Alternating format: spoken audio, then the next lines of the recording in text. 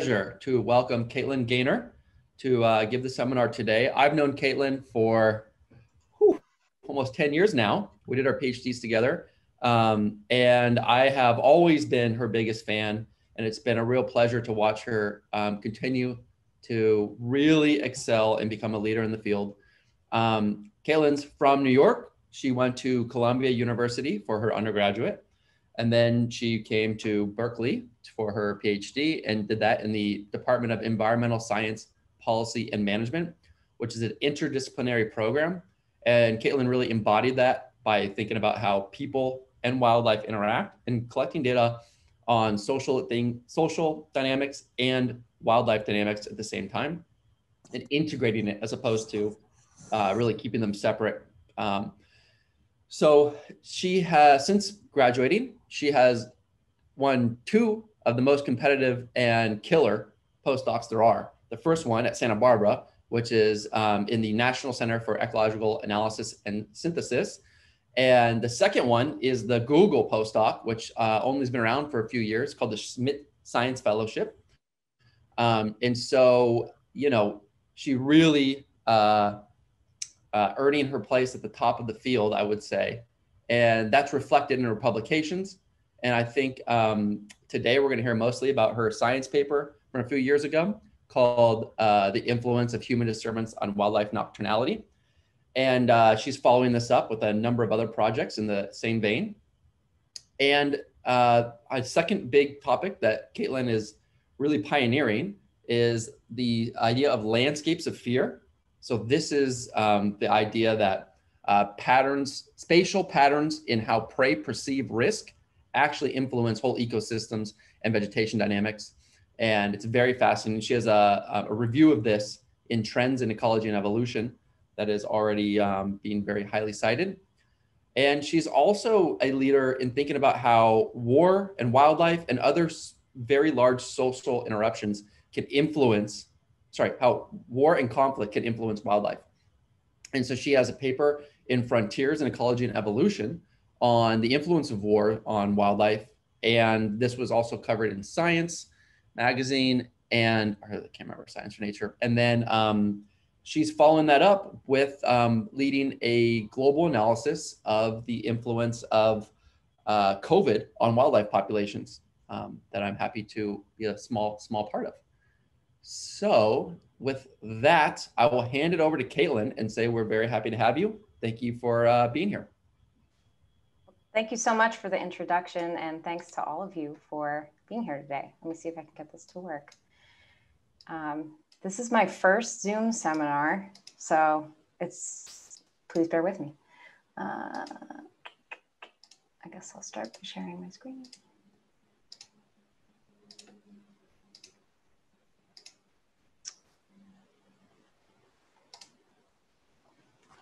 Okay, can you see my screen? Can someone tell me that you're with me?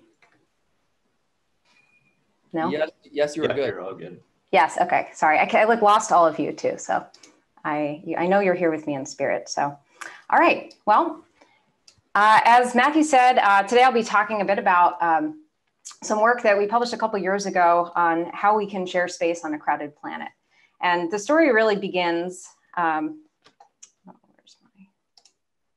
story really begins 200 million years ago when our mammal ancestors relied on the cover of darkness to escape their dinosaur predators and competitors. Dinosaurs were this ubiquitous, terrifying force on the planet. They were active during the day. And so mammals were largely nocturnal. But it was after the meteor-induced extinction of the dinosaurs 66 million years ago that nocturnal mammals could explore the daylight and have since occupied many different diurnal niches. But fast forward to the present, and we've got a new, terrifying, ubiquitous force on the planet, which is, of course, Homo sapiens. And so today I'm going to discuss 2 studies. First is an effort by my colleagues and I to measure the global effects of human disturbance on the daily activity patterns of wildlife.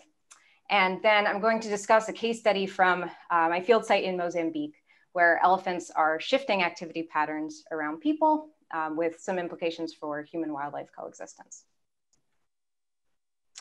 So many catastrophic effects of humans on wildlife communities have been well documented. We're, of course, responsible for habitat destruction, overexploitation that have imperiled animal populations, but our presence alone can also have important effects on the behavior of animals. People are large, we're noisy, novel, dangerous, and animals often go out of their way to avoid encountering us. And the mere presence of humans or of human infrastructure can have subtle but important effects on ecological communities by instilling fear in wild animals. And these effects are analogous to risk effects or non-lethal effects in predator-prey theory, which, as Matthew mentioned, is something that I think a lot about. And we get these landscapes of fear that arise in which spatial patterns of human activity drive avoidance by animals. And as a result, we find animals in areas where humans are absent. And this partitioning of space has been well documented. But it's becoming more and more challenging for wildlife to seek out human-free spaces, given that the human population is growing, the footprint is expanding across the planet. And so given that it is harder to avoid us in space, might animals all around the world be adjusting their daily activity patterns to avoid people in time? And this partitioning of time has been observed in ecological communities, for example, the dinosaurs and the early mammals, in which competitors access different resources, the same resources at different times of day, or prey and offset their activity to avoid predation. And my collaborators and I had noticed this pattern in some of our own data from research in Tanzania, in Canada, and Nepal. The animals that we studied seemed to be more active at night when they were around people. And once this idea was on our radar, we began to see it throughout the published scientific literature. It appeared to be a really common global phenomenon. And so we set out to see just how widespread the effect was and to answer the question, to what extent are humans as these diurnal apex predators creating a more nocturnal natural world? And so we conducted a meta-analysis, and our objectives were to understand and quantify global patterns of large mammal daily activity in response to people, and to compare them across different species, regions, and types of disturbance. And so we systematically scoured the published literature for journal articles, theses, reports that included data on the 24-hour daily activity of animals, which was recorded in a few different ways. Sometimes the animals were directly observed. Other times they were using camera traps, which take pictures of any animal that walks by, they're motion activated. Or activity sensors that were mounted on VHF or GPS collars. And the second inclusion criterion was that each study have some control natural area or season, which we treated as a baseline for typical activity patterns, and then a treatment with high human disturbance. And so some examples of this paired study design were different areas with or without hunting or recreation, far or near from settlement or roads, in and out of a seasonal disturbance, or before and after a disturbance was introduced. And so these comparisons allowed us to isolate the effect of human disturbance in these treatments and controls that otherwise had similar kind of ecological covariance. So in total, we ended up with 76 studies of 62 different species for a total of 141 case studies, where each case study represents a species at a given site.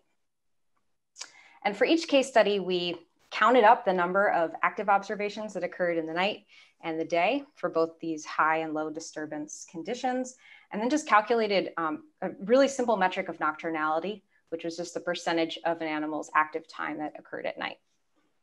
And we can see here just a point for each of those case studies corresponding to nocturnality. And you can see there's a really wide range of typical nocturnal behavior. The species up at the top start out pretty exclusively nocturnal, and the ones down at the bottom are mostly diurnal. And then here are the paired values for each of those case studies of nocturnality under high human disturbance. And it's pretty striking just visually, without even doing the meta-analysis, that 83% of the case studies that we examined showed some increase in nocturnal activity in response to people. And while we expected to find a trend towards increased wildlife nocturnality around people, we were really surprised by the consistency of the results around the world. We then calculated the risk ratio as a measure of the size of the shift, which is simply the ratio of nocturnality under high disturbance to nocturnality under low disturbance.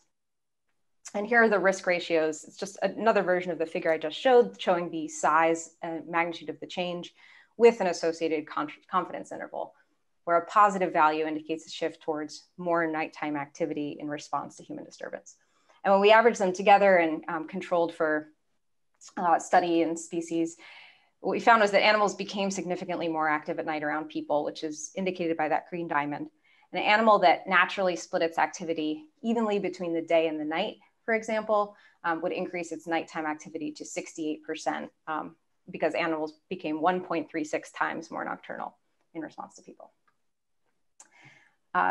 We saw this increased nocturnality across all trophic levels, from apex carnivores, herbivore prey species.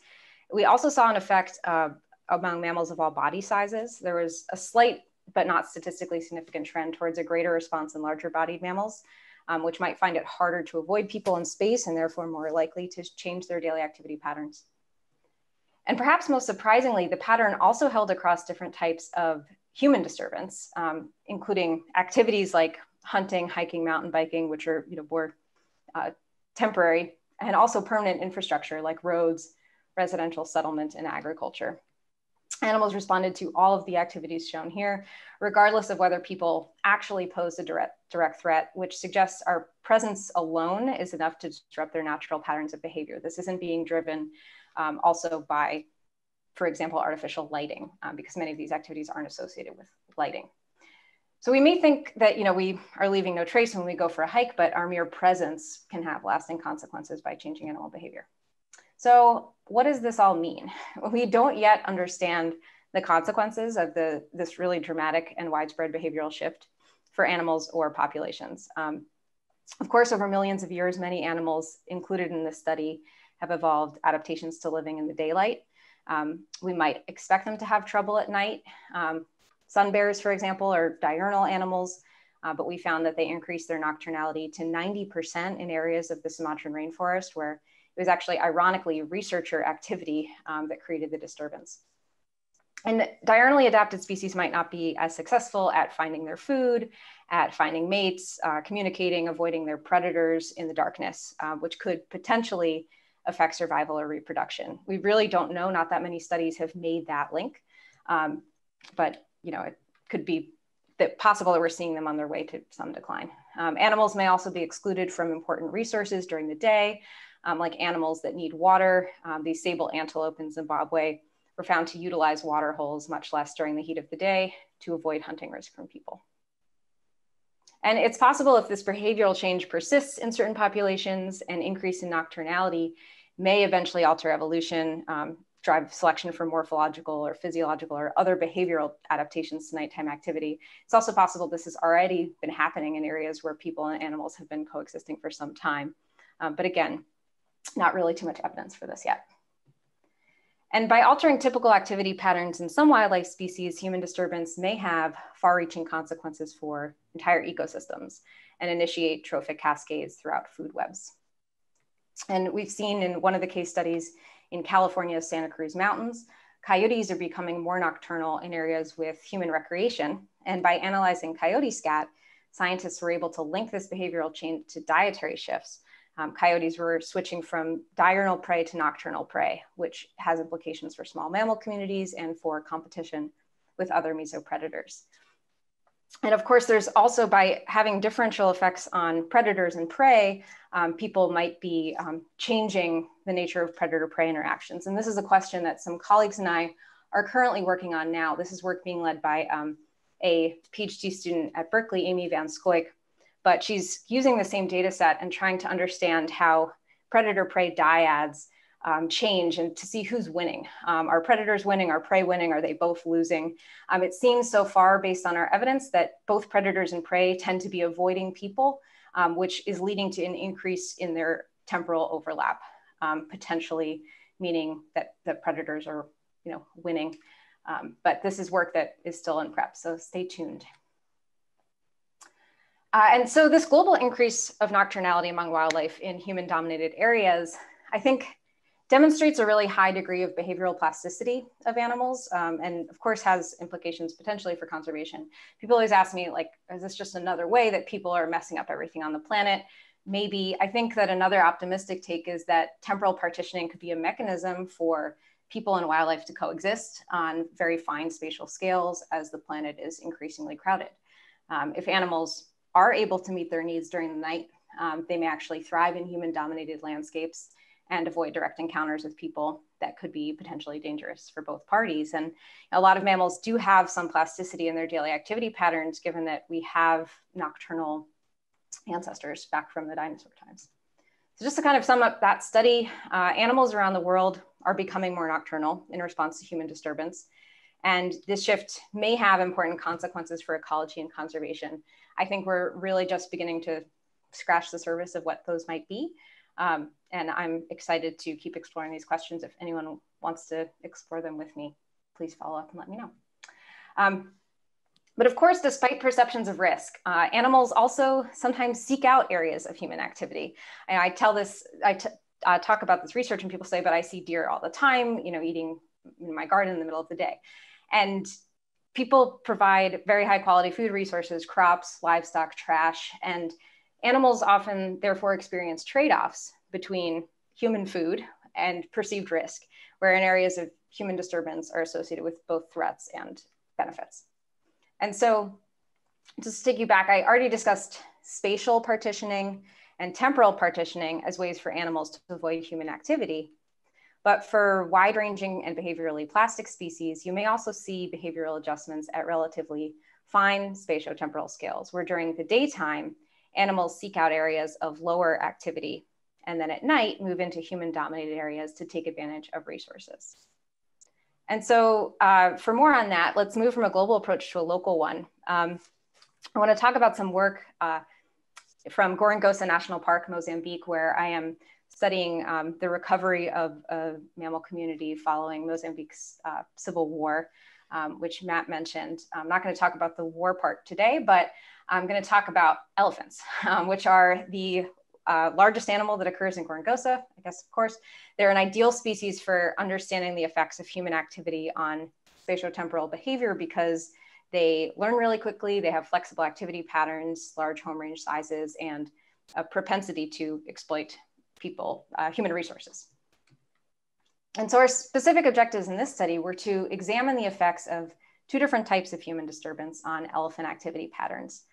The first were roads that are used for tourism and research in the park, and then settlements and agricultures that were located just outside the park. Roads provide some benefit to elephants. They make it easy for elephants to move through dense landscapes. They reduce the cost of locomotion. And in fact, many of the roads in Gorongosa and actually much of Africa originated as elephant trails. So elephants like roads.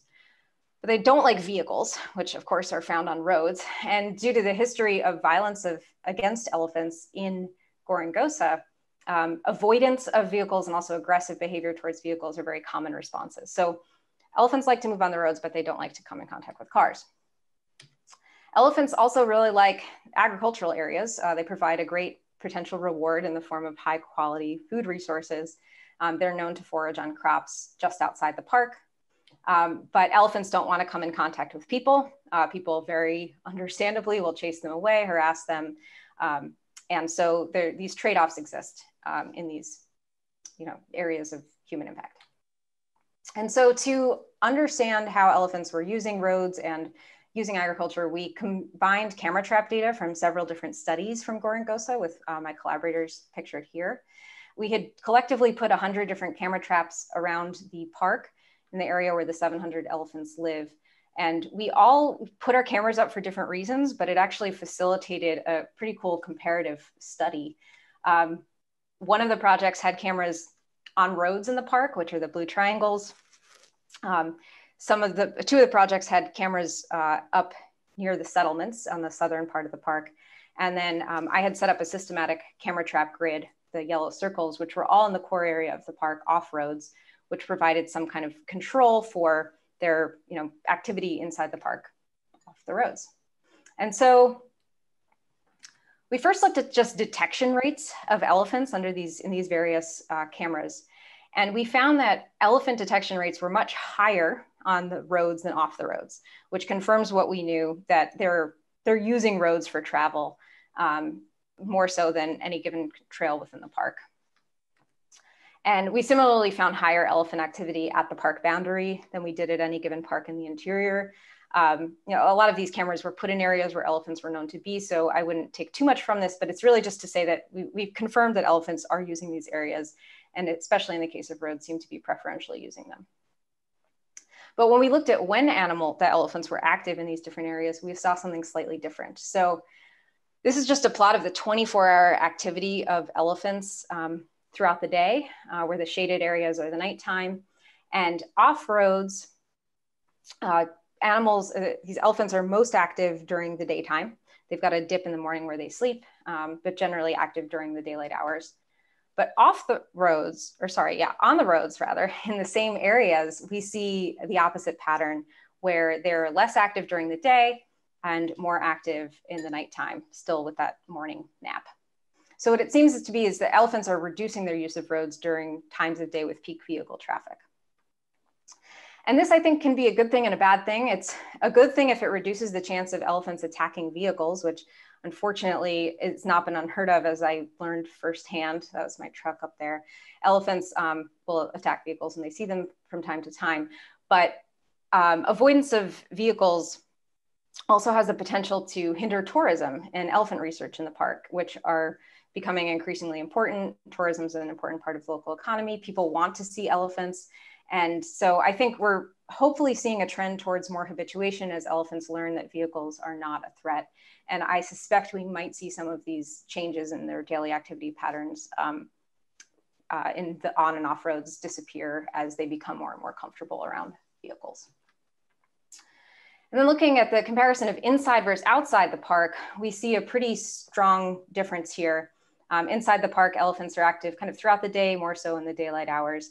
But they're rarely in these settlements during the day, but as soon as the sun goes down, they commute across the river to raid crops. And so they reduce their risk of direct contact with people, they maximize their foraging opportunities. This is great for elephants. It is not great for people. It makes it much more difficult for local farmers to protect their crops and results in high rates of crop damage, which is a major problem for elephant conservation across Africa. And so just to summarize, animals may be drawn to areas of human disturbance, but use them at times of day when people are less active. And this reduced spatiotemporal overlap may have some pros and cons for both parties. And some work that I've been doing more recently is with some colleagues is thinking about how we can manipulate those costs and benefits or the perception of the costs for wildlife to achieve human-wildlife coexistence. And we had a paper that came out a couple months ago presenting a framework for applying our understanding of the ecology of fear and the landscape of fear to achieve conservation goals by highlighting how managers can manipulate the structure of the habitat, cues that animals associate with risk, altering animals' experiences through habituation, teaching them, and manipulating forage and other trade-offs to change their perception of risk and ultimately their behavior so that we can manipulate their distribution or demography and achieve human-wildlife coexistence. And so, yeah, just to zoom out again, something else I want to emphasize from all this is that, of course, not all animals are willing or able to just switch to being more nocturnal around people and thrive. In our meta-analysis, we didn't even consider animals that weren't found in areas of high human disturbance. And so in addition to restricting activity to certain times of day for species that are sensitive to human disturbance, we will also, of course, need to continue to keep areas that are completely free of human disturbance to conserve the most vulnerable and sensitive mammal species. And I think I will leave it there. These are the two papers that I discussed today and my contact information. I will encourage all of you to please, hopefully we can have some time for questions, but also to email me if any of this was interesting, if you want to talk more about your research and work on some collaborations together.